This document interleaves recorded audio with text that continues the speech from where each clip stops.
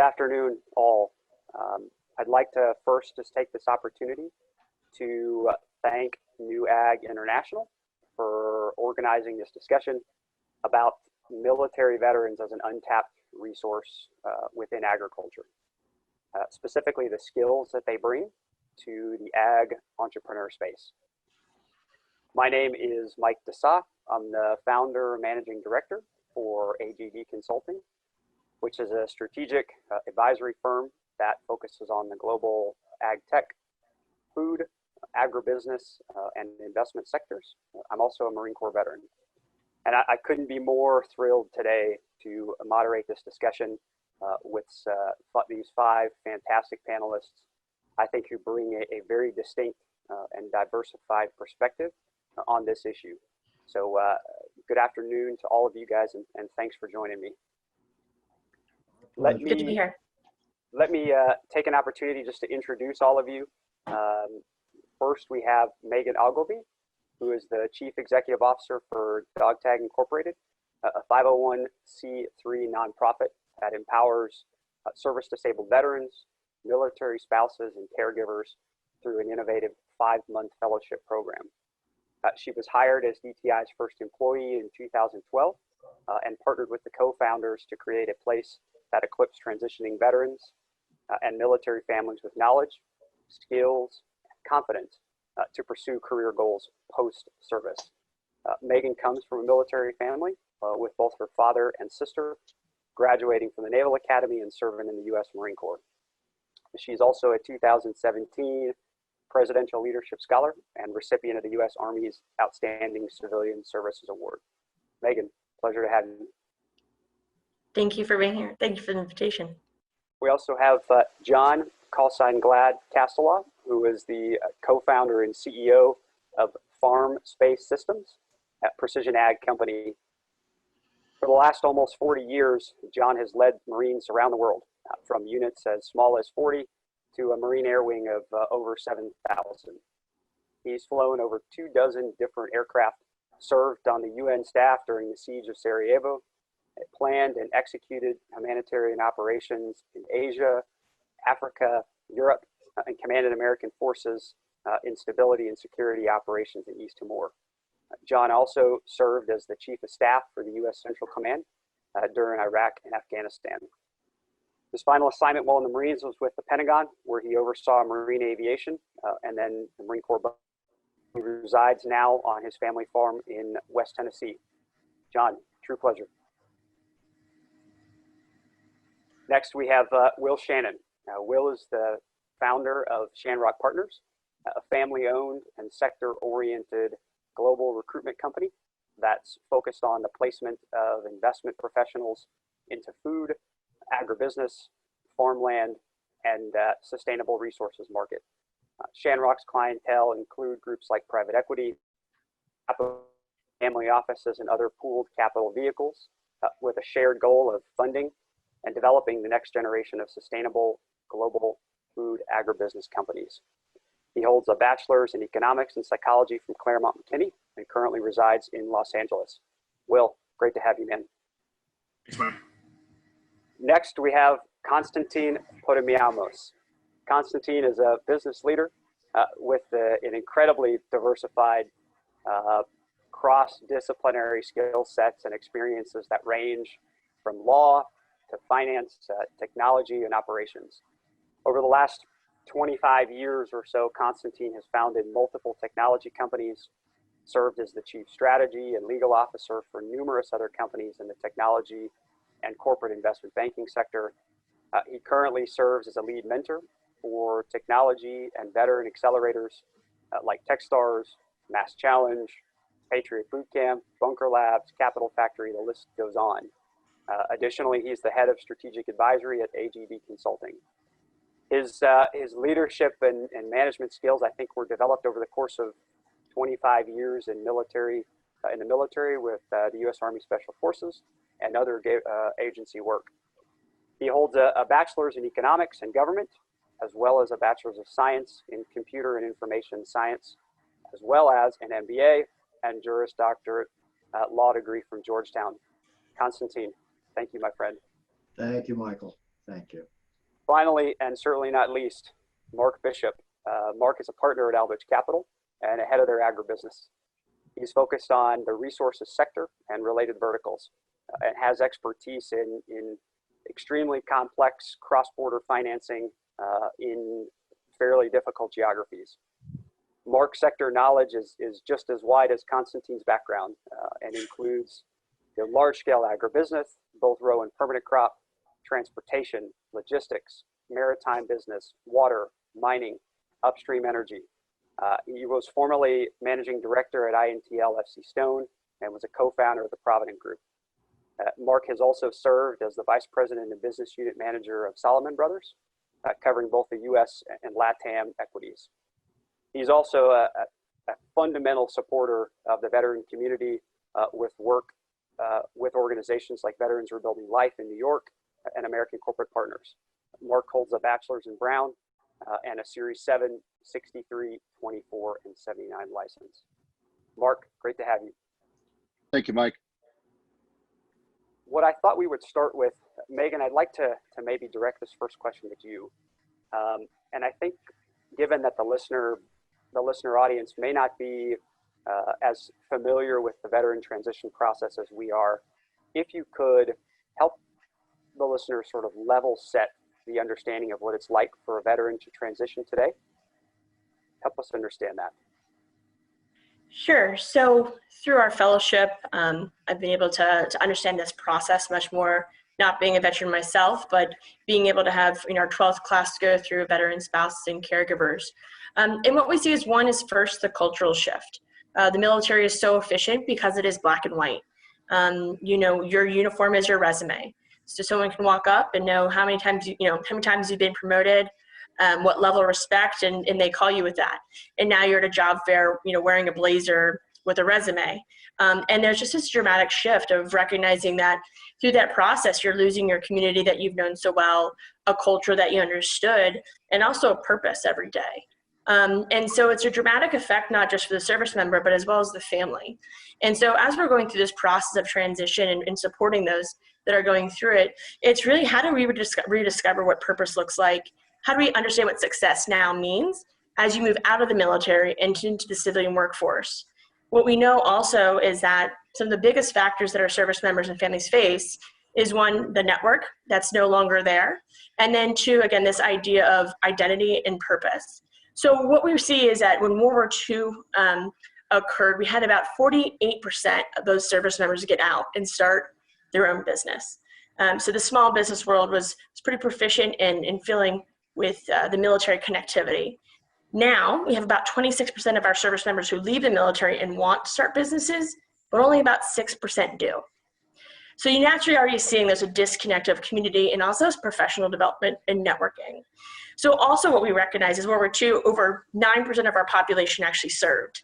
And today it's less than 1%. So we know from just that very basic perspective and the numbers point is that there's a lack of connectivity in the civilian workforce to those that are transitioning out. And that serves as a large barrier. Everything from the ability to translate the skills that you have in the military now into the service sector, something as simple as the cultural norms that are expected from you. And so we have to really focus on those aspects of this. But we see an amazing resiliency in our skill sets that are coming from our service members and their families. The adapt and overcome. A military spouse that can move 5 times in 5 years naturally is an entrepreneur. A service member that has had to deploy and navigate various tours and learn various skill sets that maybe wasn't part of their skill set prior. So we have everything from mission-oriented teamwork to highly trainable to the really camaraderie aspect. There's an amazing set of skill sets that come from this demographic, but it's the disconnect between the network that understands it as well as the network that can actually reach the hand out to pull those forward. How are you guys through your program now looking to kind of either address the cultural disconnect that happens at that transition point? I guess maybe I'll start with that one and just say, how are you finding success in recognizing or helping veterans recognize that difficult transition point? So we have a 5-month fellowship program. We partner with Georgetown University, pardon me. And we actually run our own business of a bakery. Through the 5 months, our fellows go through courses taught by Georgetown to earn a certificate in business administration. And then they get the experiential learning of taking those applied educational aspects into the business. So you learn about accounting, and then they actually learn about, our accounts payable or our profit and loss statement. And so it becomes more of a realistic approach of really understanding business. And so from the other standpoint is that also during the process, we're kind of a democratization. So you come up as a sergeant major or a military spouse, we're going to call you Cedric and we're going to call you Deb. And that's just the baseline of recognizing that it's very much sometimes in the civilian world, they're going to say, thank you for your service, but what have you done for me today? And that's the mentality and the tough mentality that we try to instill, is saying, let's ensure if you're going to have a product, it's the best product. So part of our process is then, you mentioned some of the work that Constantine does with Patriot Boot Camp. Along those lines, we very similar invite experts like Constantine or anyone else on this panel, frankly, that can come into our program and actually help with the transition, telling their stories, and recognizing that to start a business or go into the workforce, it's not as black and white as the military was. It's more of A, B, C, 7, 10, 12, X, Y. It's very much a zig and a zag type of environment. And so our goal is that we provide education, we provide experience in business, and then we bring a network in, everything from entrepreneurs to corporations, to actually a lot about wellness practicing. That enables our fellows to go through 5 months of just taking the time and space to really reevaluate. Now that you've served and maybe you've deployed quite a few times, do you want to make sure that you have time for your family on the weekends? Do you want to ensure you have a 9-to-5 job? Or, maybe you've come home and through the different challenges of service, you actually have a new perspective on what success means. So prior to that, you might have expected yourself to go, retire and go right back into the Pentagon or a big government contracting job. And now you recognize that your wellness is really a key part of your success. And now you have to reframe what that means and how that impacts your professional development. So our whole goal is the experience of introducing and allowing our fellows to really find who they are today from a holistic standpoint. And allow the space and time to recognize that they are going to be asking some difficult questions, such as, what is my purpose today? And what is my purpose to go forward, recognizing that this is a journey, it's not a destination, and that there will be continuous pivots throughout their career. But if we can enable them with tools, resources, and a community to support them during that time, their success is just as hard as they want to push, or their success is just, exactly how they're going to plan it out with their family to move forward and move on. Yeah, I think that's a really unique perspective, Meghan, and approach to that educational process. And it sounds like it takes into account lots of different components of the transition process, and tries to really lay the framework and give the time space necessary for a transition of the person as well, not just a transition of the career, right? Exactly. So I think maybe John, to give some connection here, as a entrepreneur in yourself, one who started an agricultural entrepreneur company in data collection and management using UAS platforms, and somebody that's hired veterans himself, what would you say are some of those salient skills that you pulled away from your time in the military that set you up for success as an entrepreneur? Well, I tell you, coming out as a veteran, you have a lot of qualities that can be used in civilian life. One of the things I tell folks is 40% of those who serve come from the 16% of this nation that lives in rural America. And so when they go into the military, they come out with technology, they come out with enhanced leadership, and they're needed back in the communities. When I came back, one of the first things I did was get on a sprayer, and I looked at the technology that was in that sprayer. GPS, automatic steer, you had links that provided information on what the particular piece of equipment was doing. You had to program the sprayer to vary the rate that it would deliver as it rode over the crops. And so you could see that when I looked at the folks that worked on my helicopters, the folks that programmed a lot of the supply systems, the ones that worked out on the flight line, that they were day in and day out challenged to learn and to be extremely competent in technology.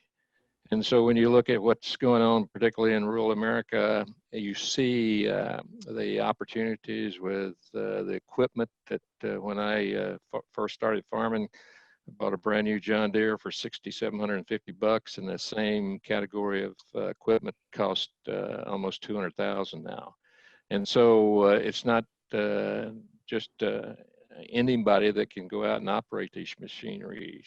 They have to have the capability to understand the technology and to program it and to take care of it. And so those are a lot of the skills that you want to bring into your company. And so you look for those capabilities. And what we found is a lot of those skills are already inherent in veterans. And so what you need to do is take some programs and sort of polish them off and direct them more toward the specifics of agriculture in our case. And there are several programs out there that do that. For instance, USDA is really sponsoring a lot of training programs and providing grants for folks to train people in agriculture. So what we have now is a capability to have a employee base, a labor force that's coming out of the military, and you can match it with what you need out here in the real world. Can you teach a veteran coming out that wants to go into ag or start a technology company within ag? They have all these softer skills with resiliency and determination, but maybe they don't have the technology components to this. Can you teach them? Is it easier in your experience to teach the technical and have the foundational leadership and grit components already embedded, or vice versa? You know, when I was a commander, I didn't always try to find the smartest individuals or the ones with the greatest skills. What I looked for was somebody that had a sense of responsibility, that when you were assigned a mission, you could depend on those individuals to help you carry out that mission. So for me, it's always been to have those what you call soft skills. To me, they're very basic and requirements, and then you can polish them off with other stuff. For instance, we've got a USDA grant to do a program we call DeSa, Veterans Employed in Technology and Agriculture. And we've got Case IH, which is a large tractor company. We've got the University of Tennessee Institute of Agriculture, which has a lot of the hard skills. And then we've got 12 other companies, various capabilities that are involved in this. And so what we will do is we will take those young men and women who have demonstrated their leadership qualities and have built up those skills that you talked about. And we're going to tell them, okay, this is how you go out and you program drone deploy. You put the program in a Mavic drone, and you fly over it and you count the number of plants in the field to get a stand count. And so you can depend on those individuals once you've given them the polishing to go out and accomplish that mission. What a fantastic initiative. How did you go about putting all of those different pieces together? Did it feel very outreach centric from your standpoint, or once you communicated the thesis, did you have KSIH, those kinds of groups reaching back to you and saying, hey, we'd like to bring veterans on? Well, one of the first things that we've had to overcome was, some of the reluctance to understand on the part of those in agriculture that you really need this technology. You can't depend on the individual's skill level that you had before. And so it's a requirement to educate on both sides, a requirement to educate the ones that are going to employ them to, hey, this is what you really need. You can't call somebody in Arkansas with BR 549 and depend on them to be able to do the programming of your variable rate piece of equipment. You need to have that capability resident in your labor force. And in order to do that, you're going to have to pay a little bit more for it. But in the end, when you're talking about a $300,000 planter, and you're talking about having a window of opportunity to plant crops that sometimes are days instead of weeks, then you have to have that skill to put it in the ground. And that's what we're talking about. Yeah, I think that's a key component to, I think that's an interesting point to highlight, that there's an education that has to happen on both sides of that equation, both the veteran looking to move into technology, but also the farmer looking to employ that technology. There kind of has to be this reconciliation on both parts, that they need each other in some cases. And it's so, and also, you know, what we're talking about here is, and this is so important, is that you want these people to come back to the rural areas. That's right. You need them in the community. You need them on the school boards. You need them on as church deacons. You need them in those areas that provide the fiber and the strength in the community. You want them to come back, and you have to, you know, you have to welcome them back. You have to provide them with the opportunity to take care of their family, and so we both benefit. And as a younger transitioning veteran, right, the draw of technology is certainly one way to do that, to bring that talent back home, essentially. Yes, you know, we do a lot of outreach. We'll go to schools and set up a booth and talk about it, and the veterans always come around. You know, hey, yeah, you know, I flew a drone. You know, when I was in the Navy or special ops or whatever, you know, and you know, I'd really like to do something with that. So you've already got a hook. Yeah. Constantine, you and I have talked a little bit about this in the past, that there are certain military communities, I think, that may be more prone to success as an entrepreneur due to perhaps their experiences, their roles, their jobs or MOSs. And so I'd be curious, from your perspective, drawing on your experience as a mentor for these different technology accelerators, help our listeners maybe understand this distinction and how to agriculture. Yeah, okay. I think, you know, we can view the military as a microcosm of the business world as a whole. And some of the same differences that we see in the business world, we also see in the military. And by that, I mean, if you have someone that has been a corporate employee for all their career within a hierarchical organization with defined tasks, defined responsibilities, defined operating chain, it is sometimes difficult for a person in that environment to make the switch to an entrepreneurial venture, which is much more amorphous, right? And by the same token, it's difficult sometimes for someone that has been an entrepreneur their entire career to step into a rigid hierarchical structure. And we see that happen sometimes when entrepreneurial companies get acquired by large organizations, and you see some of that culture clash between the entrepreneurial crowd and the corporate crowd. So with that said, how does that relate to the military? Well, it does in certain ways, right? Because you take a large organization like Big Army or whatever, and you take certain fields where the role, your particular role within the military is very systematic, very process oriented. Responsibilities are delineated, schedule is sort of delineated, you're going to be checking this aircraft, it's coming in, you have to do X, Y, and Z tasks. You move on, you know what needs to be accomplished, you move on to the next aircraft, etc.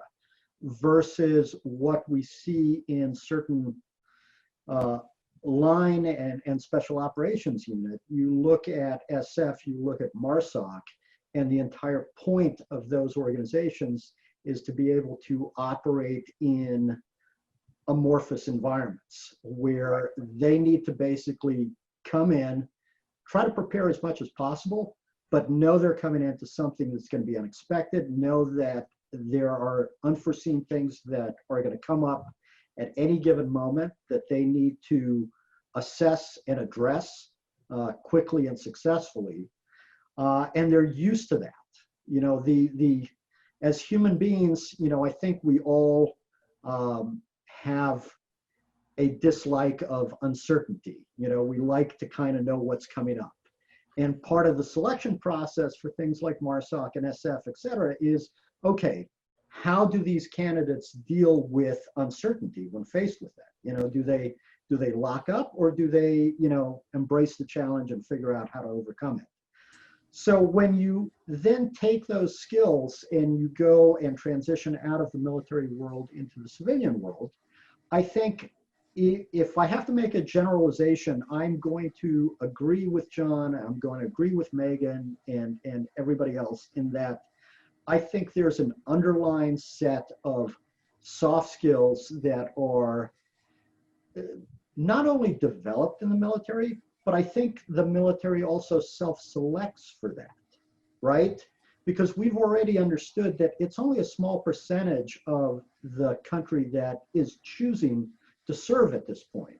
So that means there's that inherent soft skill built into that individual to begin with, that desire to serve, that desire to be part of the military, et cetera. And through service in the military, that is enhanced and brought out even more and reinforced by virtue of what we experience and feel in the military. So we come out with those set of skills that I think translate well to any business environment, from a small business, an established small business, to a large corporate organization. Then we start to say, okay, of these folks that want to be entrepreneurs, do these skills help an entrepreneurial environment? The answer, again, I think is yes, right? That sense of self-discipline that you have in any military job, any military service, that sense of responsibility, et cetera, translate directly into the entrepreneurial environment. That sense of you're part of a team and you have to bring the team along. But with that said, if you come out of an environment where you've been dealing with uncertainty on a regular basis, and having to make quick decisions and pull the team together and come up with a game plan and move forward on the fly, I think it makes it easier to transition into an entrepreneurial environment. And perhaps, once again, there's a little bit of self-selection there, right? You asked for that uncertainty, you asked for that in your military career. It's not unforeseen that you may seek that in your civilian career. There's actually, if I may, I wanted to circle back to Meghan and John as well, because we've talked about all the positives that veterans bring into the civilian workplace, et cetera.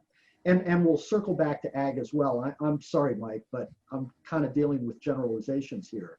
I wanted to ask Meghan and John, what are maybe 2 or 3 top cultural issues or misconceptions that veterans have and face coming into the civilian environment, the civilian work environment?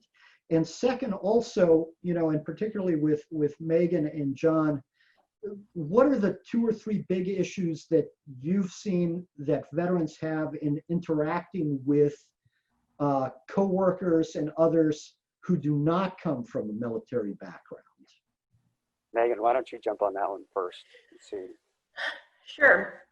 I think one of its perspective, when you volunteer to give your life to the country, and you get out and you're in a workforce where the person next to you, you barely know. Your manager, you might not agree with their leadership style, but you also don't really know the why behind it. I think there's just this, so the military immediately provides that, right? The person next to you has sworn to give their life for you. And now you go into a world where you don't understand the culture, but also you really don't understand the values that people have. And then I think there's a misconception of assuming that they have the same as you. So there's almost a letdown. And so it really comes down to this purpose aspect of, what is my purpose now? I'm just working at a 9-to-5 job. Why am I doing this? What is, I've had the greatest purpose of my life is serving my country. Now what do I do? And so I think there's a misconception of the service member getting out and assuming that there's the same type of purpose, mission, and culture and values in the workforce. And it's not. I think and then I think on the reverse side, I think everyone wants to support the military. I think people say we want to hire the military, but I don't think there's a true understanding of what that entails or what that looks like. And so I think we can sensationalize our bravado towards those that serve and their families, but when it comes down to it and kind of meeting in the middle, I think that doesn't happen. I think if you have someone that's a recruiter that's going out and saying, I want to hire a veteran, I'm a veteran, there's that natural reaction and communication. And then you get into the workforce and you don't see that person ever again. And you don't have that connectivity. I think that draws a bit of a lack of community and isolation, which is one of the biggest issues our service members and families face once they get out of the military, is this true isolation. And so I think those are, from my perspective, those are kind of two of the biggest misconceptions that I've seen and I've heard of when it goes back to the workforce. Entrepreneurship is a little bit different, but John, what's from your perspective? Well, there are one big difference in terms of management that I saw, and I saw it in myself. I spent a lot of time in programmatics in the Marine Corps, and what I found, it's a whole lot easier to spend it than it is to make it. And so they give you a certain amount of flight hour money, and you try to spend it, and then if you haven't spent it all by 1 September, then you start going out and buying 5 years supply of toilet paper or something. Just remember, John, this is being recorded, so that's right. So the deal is that that's, you have to make an adjustment on how you look at how you manage money and how you focus on making it rather than just spending it.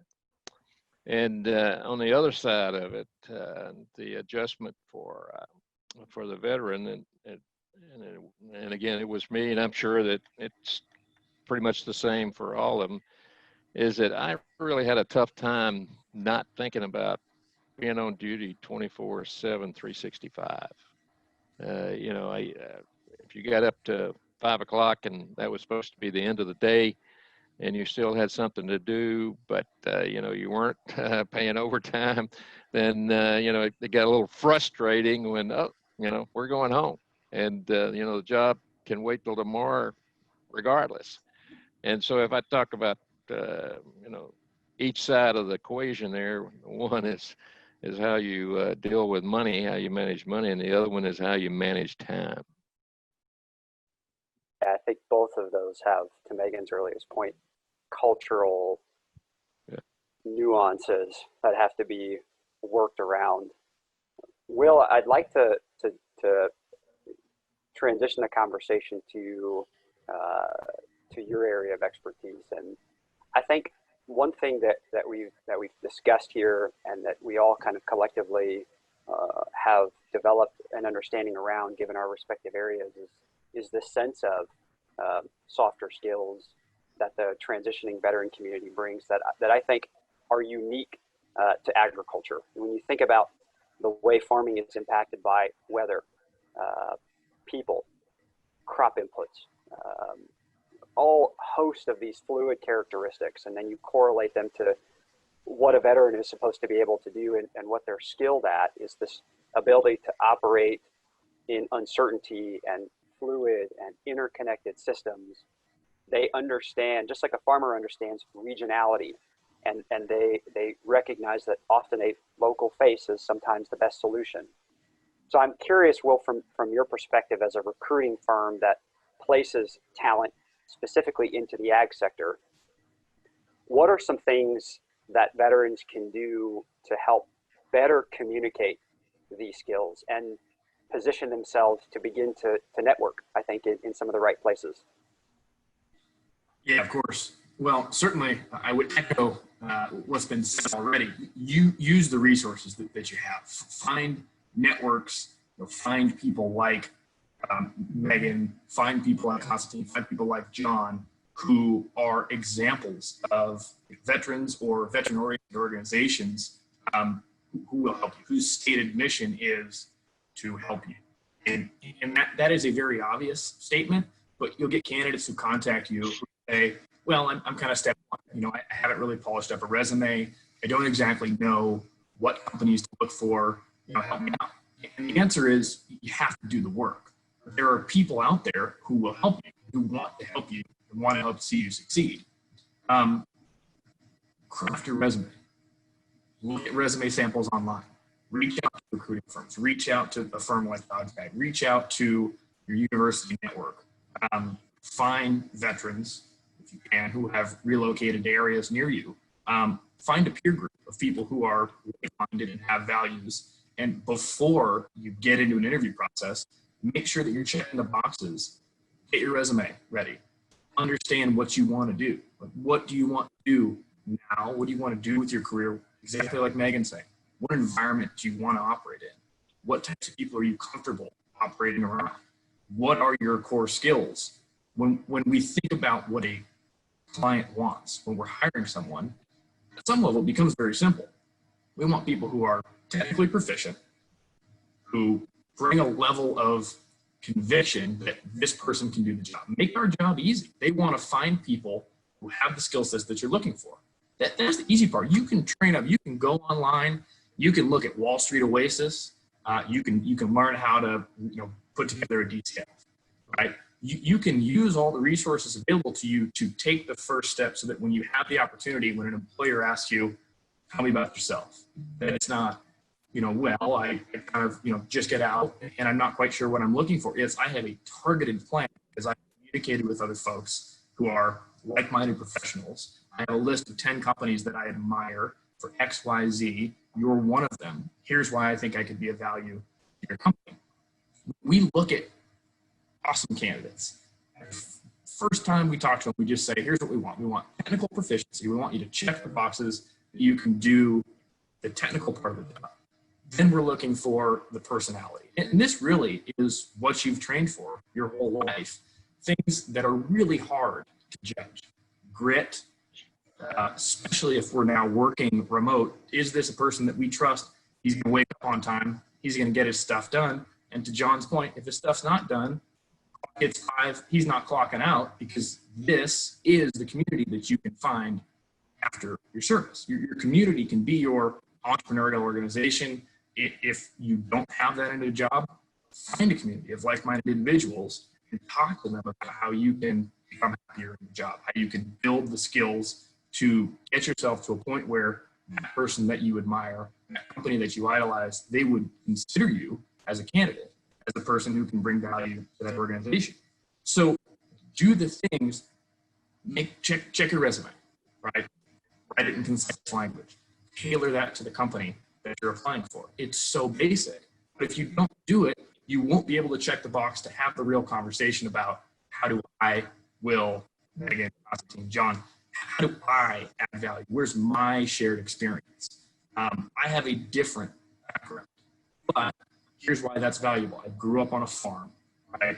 I went and served overseas. I have a global perspective. I've worked with hundreds of different types of people under duress. I've had an incredible amount of structure in my job. I've also had to be creative and flexible. I came home right? I learned these skills to give me the baseline to be successful in your organization. But from a leadership and growth perspective, my ceiling is higher than other individuals who have gone a traditional route because I've had these types of experiences in my junior career. And when you put that all together, if I'm an employer, that's a compelling pitch to say, okay, well, let's give you another couple minutes because this is a person who seems like they are qualified at the same level as a person who went to a Goldman Sachs investment bank. But they have a set of skills and experiences that long-term resonate with our portfolio companies. That you can go out and you can speak to a farmer. You don't have the Wall Street bravado where you just go, oh, get out of here. We have a shared set of experiences. And there's so much depth of value there. And if you just do the things that you need to do to get your foot in the door, you set yourself up for success. You think that this understanding of how to prepare for the unknown, right, or being comfortable in discomforting situations and uncertain situations would be second nature in some cases, but I couldn't agree more that in some instances when it comes time to build those products and do the work necessary for physical career transition, that it's this freeze almost that we don't know what the next step is. And I think the point is we do know what this next step is, and we do know that some of these things with the right network can be accomplished. And Will, you mentioned we may not have this Goldman Sachs or the Wall Street for bio, and I think that may be a good segue into one of the last questions I wanted to ask Mark directly at you. I think, given all of the work that you've done in the capital raise side of things with Veterans Rebuilding Life, with American corporate partners, what is a major point that you would want to land with a veteran looking to start their own business within ag? What do they need to know as they raise capital for the first time? Yeah, I think, Mike, it's a bit of a complex situation as we discussed before. Is there's a lack of symmetry in the sense that talking to a guy from the NCO enlisted side of things and the officer corps would be two very separate parts of advice. So I would say that one of the challenges is that the officer corps have guys that they can reach out to and basically find somebody from college, some guy like you that was an Aggie, talk to somebody else in the corps, or fraternity brother, whoever you can reach, or a sorority sister increasingly, is go out there and find whoever you can from the officer corps with people that have those kind of requisite skills. You probably don't know how to price a capital raise. You don't know how to put together a financial model. You don't know who to talk to ultimately in terms of where do I find that capital? Do I talk to a VC guy, PE? So I think that, the solution set on the officer side of the thing is really finding guys that can help them out. And then some of that, they may be easily able to avail themselves of contacts through college and academies and so forth. The problem becomes a much more difficult one for the broad spectrum, as we have with the guys at Veterans Rebuilding Life, is that this is a former group of Marines that were almost all deployed. So guys that have operated in some of the worst environments in the world, we're in counterinsurgency operations and so forth, immensely motivated, highly skilled group of guys. But there where it was like, how do I go out there and raise money? I don't even know where to start. I don't know what a Series A round is. I don't know what a Series B. I don't know what seed round is. How do I do this? So with them is that, they have to be given that skill set either through a third party. Eventually they will develop the skill sets themselves because they're highly, bright, motivated guys. But in the short term, they need help. And, the other ways that I can think of solving for that is, as we discussed before, is that, investment banks, guys like us, I think have to go out there and do what law firms do, amongst other things, and embed themselves and create pro bono type of situations. As these guys, nobody ever expected these guys to have these skills. They need that help and assistance. And it's a very complex, unique set of skills. So some of this is, getting the civilian sector to go out there and effectively step up to assist them. And that means guys like some of the law firms like McGuire Woods and others that have helped before with VRL, is getting the law firms, getting investment banks, and actually, creating a, sort of a Peace Corps type of an approach, but embed with these guys because it's time intensive and it requires a lot of time. You can't do it capriciously on the weekend. So that would be for the enlisted guys in particular, I think is a vital thing, is to really embrace the civilian sector. I think the other thing, as we also discussed, might be a solution is also, reaching beyond just, post DD 214 and going out into the military itself. So before guys are ready to transition, is reach into the military, sit down, get guys from, from the civilian world that don't know, what a Marine base looks like. They don't know what a Marine armor unit does. They don't know what a Marine aviation does. They don't know what an Army SF unit guy does. They don't even know what they're understand how the military works, find out how these skill sets exist out there, and then start doing some early engagement and going out there and solving for the problem through these kind of embedded solutions. So that's kind of the best advice I can give right now. So because of the difficulty and the very, very unique nature of what this is to entrepreneurs, is that ultimately it's, structuring companies, but also bringing in capital, building management teams in the civilian world that, the raw skills are, of course, absolutely there from the military, discipline, honor, and so forth. But, different hierarchies and so forth, in the civilian world, there is a, as Meghan and John pointed out before, there's a lot of complexity in this transition. So the earlier that can be done and the more sort of understanding that exists from both sides, and maybe also is do more embeds of, soon to be transitioned out military also in the civilian world. Instead of doing a one-day conference at a Wall Street firm, get these guys involved for, days, months, whatever else, in a truly, engaged type of environment. I think that is the only realistic way to do that. And it strikes me, Mark, that has to be more than simply lip service, right? It's got to be a concerted effort to reach in early. Yeah, that's exactly it, Mike. A lot of guys go out there and they provide lip service, say, hey, we help veterans and so forth. And it's like, I go out there, maybe get a job, work a sandwich shop or something of that nature. That's just not the way to go. It has to be people's, the people in the military and their families have sacrificed their time, their sometimes their health, mental health, physical health. It's time that the civilian sector step up and do the same thing. And, on this side of things, it's effectively going out there and contributing time and resources. And, these are valuable things, but this is the only way it's going to work is to have people putting, skin in the game and putting something at risk. And that means their human capital and time and efforts and so forth. Yeah, I think that's right, Mark. And as we finish out here, the next few minutes or so, I want to make sure I thank everybody for participating. You guys, it's been a fantastic discussion. I really thank you all for being a part of this conversation and shedding some light on, I think, this untapped resource potential for the veteran community to move into ag. And in the last couple of minutes, just a quick fire question, and I'll direct it at you first, Mark, because I know you've got a hard stop. Is what would you say is one piece of advice that you think the veteran community gets regularly that they should ignore? Not good advice. That they should ignore? Yeah, I think that, in particular, it's, well, you were in the military, so the ideal skill sets for you are, enlisted guy, go to construction, become a policeman, be a fireman, be an EMS guy. Problem that we've seen is there, and again, Veterans Rebuilding Life has been very instructive in this thing is, that's kind of the default setting for everybody. It's like, I think that, I know about you guys and, this would be suitable and so forth. It really does a huge disservice to people coming out of the service. I think, I would say, if you think I should go be a cop, well, I think basically go pound sand. Is that, I am a guy who ran a Marine fire team in Afghanistan.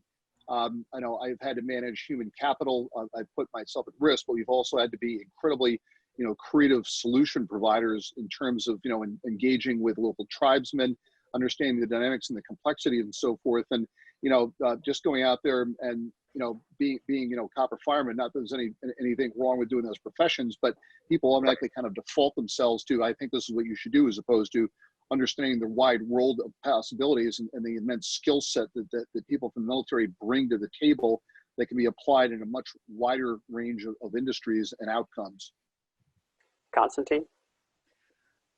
I think Mark is right. I think also my advice is, do not pay attention to and do not be disheartened when you're in a corporate environment and everybody says, it's all about teamwork, we're a family here, we take care of each other, because it's been my experience that the corporate conception of that differs significantly from our conception of it coming out of the military. And you just need to sort of accept that and understand there will be opportunities for teamwork, et cetera, but it's not going to be that life and death camaraderie that you are used to coming out of the military. So don't let that disillusion you. Just accept it as one of the changes and go forward with it, knowing that the teamwork that you bring to the organization can hopefully act to inspire others. Meghan? There's a lot of advice out there, and it's all free. You know, there's so much. One, I think there's a misconception that when I get out because of my rank, or I'll make six figures. I think there's a massive misconception of that. It doesn't mean it shouldn't happen. I just think the ease of it is different. I think it really does rely on your network. We kind of give everyone perception of every $10,000 you want to make is going to take a month worth of research or applying for or interviewing for. So if you want to make $100,000, it's probably going to take you almost a year to figure that out if you don't have a direct connection. And I think at the end of the day, I think it's, you know, it's really about, you know, really taking the time and space to recognize that the first thing you shouldn't, you know, everyone's like, just get a job immediately. Yeah. You know, that's not necessarily the best idea. Financially, not everyone can afford that. But I think the idea of getting help is this misconception of what help means. And a lot of what, you know, Mark was saying, it's really about, you know, finding your network, and then it's hand up. It's not a handout, right? And so I think utilizing resources that are around you that can help with those areas that you just don't know and you shouldn't know, whether it comes to business or, you know, even resumes. But don't shy away from that support, because that becomes your network, and then you can turn around and pull someone up with you. Yeah. And so I think this misconception of help is like, there's so many resources out there, take advantage of them, and then make sure to bring someone with you, kind of mentality. Will? Well, if I can echo some of that, I would say my two things would be just do the work and be specific. You know, do the legwork, get your resume set up, right? Do the research. Again, Google is free. You can type in if you want a career at an agriculture acquisition shop, if you want to be a farm manager, if you want to invest in farmland, if you want to be an alternative food investor, find the companies that are doing that successfully, study the people who have gotten into those positions successfully, and emulate what they've done. It's visible. And it may seem like this, you know, far off possibility, but the structure of get up every day, do the work, right? Do the research that you need to do, reach out to people. You'd be very surprised if you have targeted outreach. It's what half of our business is built on. Hey, we know a lot about your space. I can add value. You know, I give a crap, and I'm reaching out to you because I saw XYZ in your portfolio, or here are two of your values that I share. If you don't have a job, can I have a conversation with you about what it would take to join your team, right? That could be a professional conversation. That could be a personal conversation with somebody else. Networking takes work, but when you do it, we're in this world of mass mailing and notification. Be specific, and you cut through the noise with mentioning something that is specific to a person or a company, to their portfolio, to their recent fundraise, to the way that they operate, to the crop, to the region, to where they grew up. You'd be surprised at how many people just pass over those really obvious things that you can mention in the first 15 seconds of the conversation to show that you care and you did the background research. And if you're a person who does a background research on every one of these conversations, then you're a person who communicates well with everyone that you're going to run into in that organization and outside of that organization. Right. You can demonstrate value very quickly. John, take us home. The question was, what would you say is a piece of advice that veterans consistently get that they should ignore? That's a good one. Well, you know, I think that you know, that you can depend on your buddies to get you a job. I've hired 3 Marines 2 Cobra pilots and a drone pilot who was an infantryman to begin with, you know, and each one of those came through a network, but it was a network that did some pretty good evaluations. Nashville has a tremendous Marine Corps network, and so when these guys checked into that network, they immediately got evaluated on, okay, how good are you, and where'd you come from, what'd you do, who'd they know you, and so that the thought within the members of that network is you know, my credibility is based on, you know, what my recommendations are, and so you know, you could believe when they made the recommendation. So you need to develop that relationship and not depend, hey, I'm a Marine and my buddies are going to take care of me, then it shouldn't be any issue with that. You've got to show that, you know, that you're bringing something to the party. Yeah, carry your own cup, right? That's right. I think sound advice, John. As we wrap up, guys, I just want to say again, thank you incredibly to all of you for participating. It was a true honor and pleasure to help guide this discussion. I hope that the audience can take away some nuggets. I know that I certainly did. And I hope that we can shed some light on the skills the veteran community brings that are directly applicable into agriculture. And we'll look to do this again with a slightly different perspective. So thank you all again.